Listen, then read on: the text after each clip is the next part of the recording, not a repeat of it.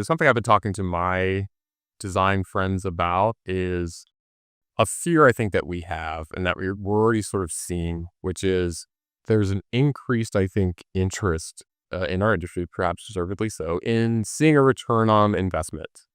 Like we're seeing, I think, maybe a lot of big games come out, maybe not do as well as we'd like them to. And I think what's going to happen, there's going to be a reaction to that, which is, we see this from time to time. It's sort of a repeated cycle in our industry, but of sort of fewer, bigger bets. What you're going to see is, I think, companies really double down on the things that are working and sort of lean away from the things that they perceive to be more risky, which is, things that don't have as much proven success or track record behind them. And I think that doesn't work.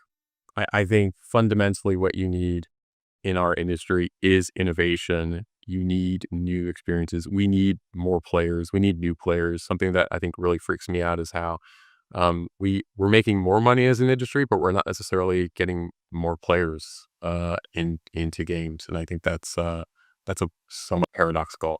And what we want to see and what we think is kind of missing is we think a lot of maybe folks don't know how to invest in new games development in what feels like a responsible way.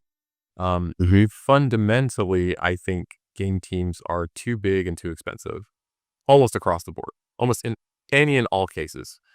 I think games development is way too risky because of how we approach games development. And I think we really need to look critically at how we invest in games and new games development. I think game teams need to be smaller. I think they need to be cheaper. And I think they need to be building confidence through external validation sooner. And I think there is an approach to new games development that really takes that to heart and takes that seriously, that can kind of get us out of the situation that we find ourselves in.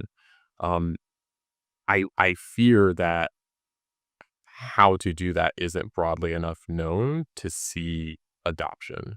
And it's why I don't sort of fault, I guess, companies for going for those fewer, bigger bets, because they know how to do that. That is a demonstrated win as they understand it. And so that's something that they can rely on. And what I'm sort of offering is an alternative. My hope is an alternative that's less proven out at that. My hope is that there are some brave people in our industry who are willing to take a chance on a different style of development. It'll happen anyway. These sort of smaller teams and the indie teams, that's how they have to operate anyway, because that's the only way that they can survive. And so it's likely that, our next phase of disruption or our next sort of era of disruption will come from some of these smaller teams that move more nimbly, that move more economically. But I really hope that, some of our bigger and more established firms can kind of learn from their example too, and sort of embrace a style of cheaper development that brings games to market much cheaper, that allows for ROIs that are just much more manageable, and instead of spending $200, $300 million on a game and then hoping that it hits, maybe you're spending $20 or $30 million on a game, and hoping it hits. And I feel like the risk profile around that kind of investment is just so much different. And $30 million is a lot of money, by the way. Like, I'm not saying that's Yeah, I know. not a lot. I mean, you go back 15 years and 30 million was a AAA product, right? And so I think you can get the really good games for just way less than what we're paying for now. Yes. Strongly agree with everything that you just said. And I also agree that the tendency is the human self-preservation. The way I describe it is like, we have a word for risk aversion, or a phrase. It's like risk aversion. Mm-hmm. There's an opposite to risk aversion. And no one's been able to tell me. So please, if you know it, tell me. I've just called it like gain happy. Because people are like, oh, it's like, maybe it's risk tolerant. And I'm like, no, because that's still focusing. The thing with risk aversion is you're focused on the risk and then you're attempting to avert it. Yeah. There's another thing that is like, I am oriented towards the potential gain and I am excited about that gain. And this makes a ton of sense developmentally for human beings. We are more risk averse by default than we are gain happy, to use my made up term. Yeah. And the reason is, if you're out in the woods or something and you hear a rustle in the bushes, if you're the human who is like, let me go take a peek at that, want to see what's there, it might be something useful. Um, you didn't make it back as much as the person who was like, let me slowly walk away and pick up a stick and like try to find other people. And then slowly we're going to back away and stay near their fire all night. Oh. And then maybe we'll come back here and force tomorrow and make sure that we don't hear that rustling noise. But you know, so our risk aversion as a default makes sense. What, professional gamblers or poker players or blackjack players have known for a long time is it messes with our processing of like what's a good gamble Yeah. by a lot, because we will be risk averse. And so when we get to these environments, they're after my long story, you have these people who are in charge of things and they're like, well, I need to step away from the rustling bushes. Yeah. Um, and it makes a lot of sense. Simultaneously, the danger, you don't have that much danger as you did when that instinct was developed. It's not actually going, like, you're not going to get eaten. Yeah. And so I think that that's this thing where, you'd want to see, oh, the industry's hitting this place of struggling. Well, let's take some conservative plays for sure, but let's also make sure we maintain our gain happiness. Like we maintain our risk profile. And I think more and more in the modern world, it's like we're retreating in game dev, we're retreating in to like, okay, I actually just need to conserve what I've already got. And it takes you out of a thriving mindset into a surviving one.